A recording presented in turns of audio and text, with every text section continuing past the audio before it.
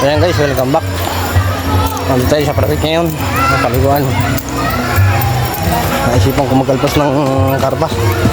Ito yung karpa natin re-release. Dalawang piraso to, kaya lang malaki na sa katlogan. Try natin kung mangitlog dito. Kung nakapangitlog to, di dadami. Yan, sira-sira mo lang dyan yung plastic. Oh. Ano ka?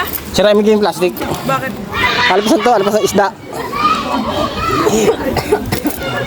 Ano? Guys, sa tropa na kapasan dyan. Ngayon, basa mo. Gagawin din lang kayo Guys, ano mo, ito. Iba mo na. Yan, sige yan. Ibasan nila doon. Yan. Okay. Yan, o, yan. Ibasan na. Sige, ito. Albasan nyo lang. Albasan nyo lang. Wala po. Ang gila lang din. Mamatay pa yan. Guys. Ay, tingnan natin mga karpas.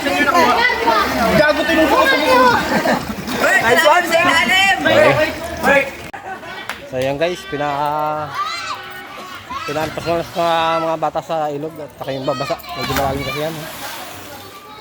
Saka, nagsaliligo. Ganyan talaga yan. Sana dumami yan.